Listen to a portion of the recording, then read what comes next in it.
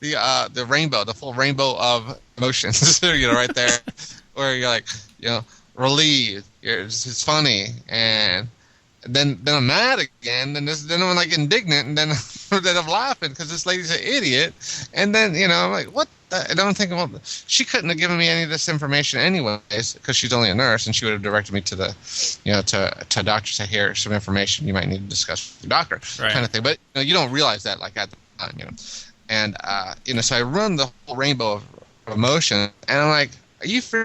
And I said, okay, seriously, that's it. And she's like, yeah. I said, I'm still good to go to work. She's like, yeah, I'm still qualified. I can do everything, perform all my duties. She's like, yeah. And she said, oh, and your blood work's good. This is just for like, because the blood work was good. It's just can't tell if you're pregnant or not. Can't tell if I'm pregnant or if I have silicone in my, But no, I think it was the one that broke was the one for cholesterol. So that's a new thing they started doing for us. But anyways, so I'm like, okay, seriously, is this bedside manner? Where did you learn how to talk to people on the phone as a medical professional? And she's like, oh, hi. I'm like, no, I am not laughing at this point in time. I'm like, this is the worst experience today that I had today. Well, not that wow. I had many bad experiences today, but I was mad. I was like, are you kidding me? This is who we hire? This is, and it's not like, I mean, this woman, as the medical first responders, we do transport people over there. I do have interaction with. I'm not like a totally like unfamiliar with her, and she doesn't know who I am or whatever. We talk. Not like buddies or anything, but it's just like this is the best you got. You seem to be much more concerned about your health than I would be. No, not saying you're overreacting, but.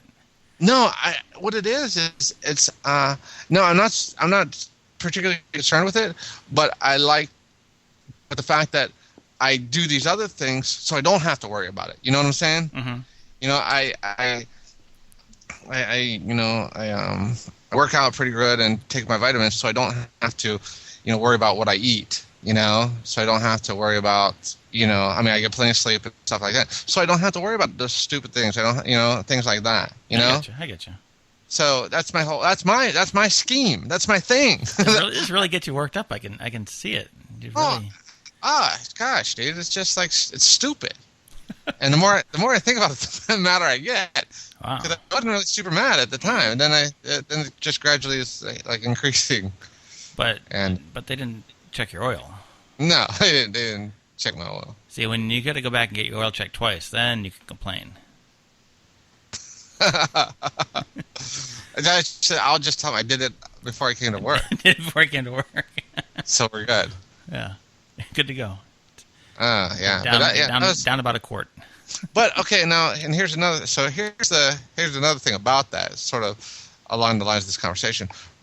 After I had done all the jumping, squatting and running and blowing and listening to beeps and boops and things, and then looking in my ear hole, I talked to the PA, the physician assistant,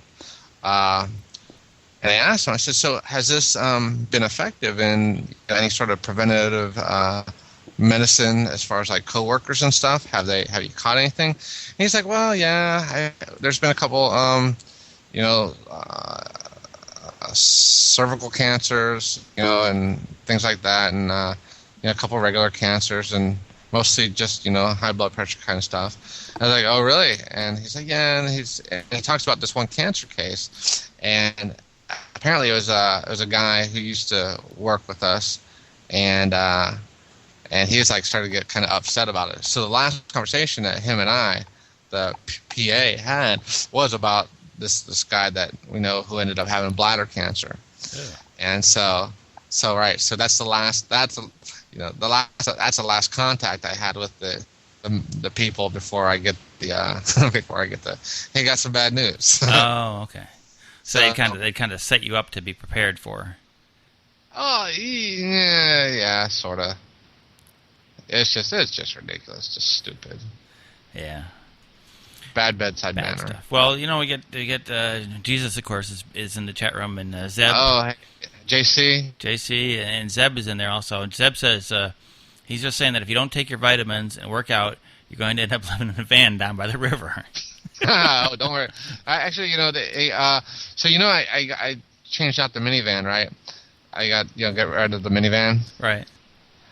So the guys who took it are reluctantly, mind you. yeah. It's kind of it's basically you actually considered replacing the engine in your minivan. Yeah. And so those guys he said they're going to fill it up with stuff and crush it. They're going to take it to dead bodies or junkyard. They're going to fill it up with like other. I guess when you pay like a flat fee. So they needed like all the cargo parts. space. Yeah. Yeah, to throw like other like car parts in there, smash it, and so I went back. I mean, I guess it's been. I don't usually drive down that way, but tell me you didn't drive to see your old minivan. I looked to see if it was still there, and it was not there. It was not there. It's gone, Lenny. So it's probably about the size of a end table now. But yeah, it's probably on a flatbed heading down 95. Yeah, somewhere. They're gonna throw it out in the ocean, make it a coral reef or something. That's right. Oh man, that was quite a week for you. Yeah, that was just like the trauma of possible cancer, and then losing the minivan. Memories of that all in the same time. Oh yeah, and otherwise I just kind of sat around the house. Well, you had like a week off, right? Yeah, I had a long week off. Did you do anything? Thought about doing a lot of stuff. Didn't end up doing anything. Well, thinking about it, that's where it starts. I think I mowed the lawn. I almost mowed the lawn. I almost did. Vacuum. Yeah, there's this. I don't know what you call it. There's got to be some sort of like catchy word about like when you're out of sync with your neighbors mowing. Oh yeah, I am. And one of either you or your two neighbors beside you are dirtbags. Depending on who's, they do theirs on I think in the weekend mornings. Mm-hmm. And I do mine usually in the middle of the week, right before sunset. When that happens to me, I feel bad because I see him out there and he's sweating and mowing and everything. I'm thinking, oh man, I guess I should quit playing my video game or something. No. He can't see me. That's why you had kids, right? Oh, yeah. You haven't met Jack yet. Boy. Yeah. So, he needs a riding mower, I guess.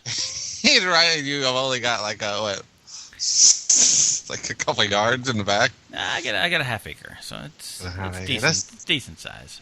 Well, not I wouldn't say rider mower worthy. But, can you reach it? Can you reach it with an extension cord?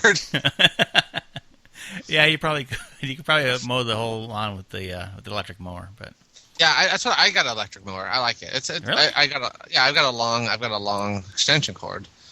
It's not because it's I'm not environmentally anything. Mm-hmm. I kind of like it. Less parts to deal with. Yeah. Less maintenance. Yeah, and doesn't it sound like a? It's quiet. It's pretty quiet. Yeah, it's like you're mowing with a hybrid or something. It's like I'm mowing with a moped. And does it cut as well? As a regular one?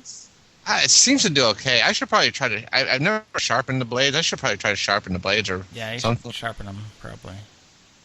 I mean, is that It helps a little bit. Does it? A little bit. I mean, not. It depends if you have like a lot of rocks and stuff that you hit. Yeah, that's what really messes them up more so than just grass. Yeah, because it's a lawnmower, not a freaking a rock crusher. Yeah, but you always hit rocks and stuff and small animals and. Jeez. Oh well, I had quite an adventure this week, or this weekend, I guess. I broke down and we took the kids to the Great Wolf Lodge.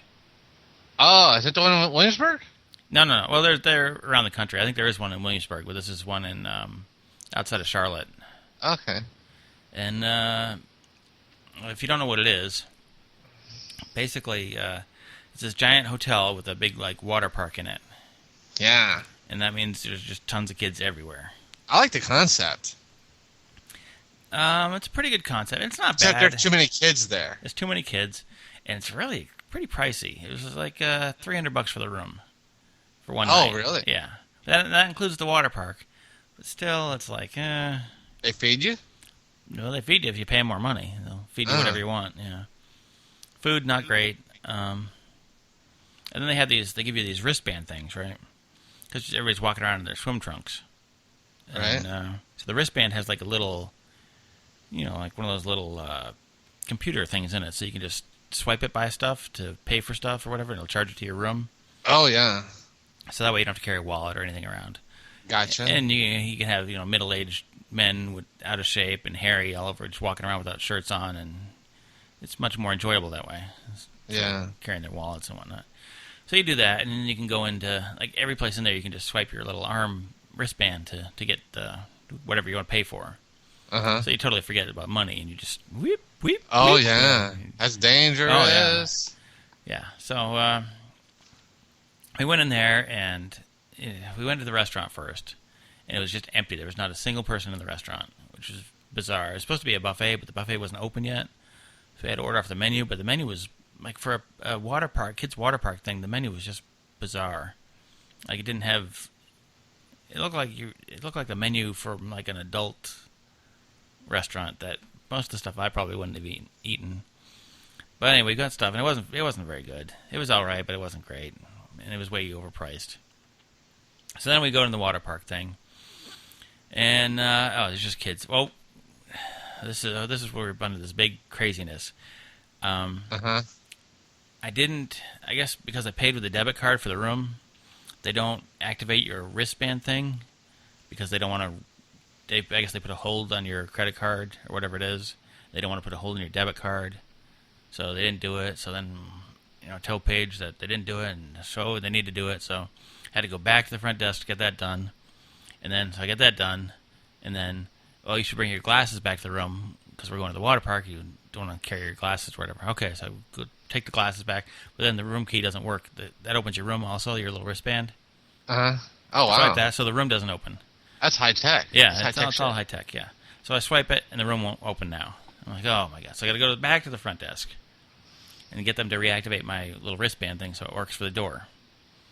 So then I say, well, now I got to go back to the room, drop off my glasses. And she says, just take them to the water park with you. I'm like, well, that was the whole point of this whole thing, was to get the glasses in the room. So I said, okay, I was going to bring them to the water park anyway. It's not like somebody's going to steal my glasses. They're not going to help anybody but me. So we go to the water park thing. And then it's just like, it's not really what I wanted a lazy river. I wanted to just get a little inner tube thing and just float around. They said I could get a pina colada and just float around and enjoy myself. And it's chaos. It's utter chaos. There's a wave pool, which I thought, okay, that would be fun. But it's only it gets up to 4 feet deep. What is that? That's not a pool. That's a puddle. So it kind of goes standing there for a while. And the waves... You read the sign, the waves come periodically through the day. It's not like every 5 minutes or anything like that. It's just periodically. And I'm like, oh. So I'm standing there with all these little kids. Nothing's happening.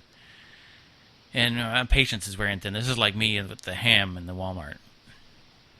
And I'm getting frustrated already because I've paid $300. I've been back and forth from the front desk to the room trying to get things working, and that's not working.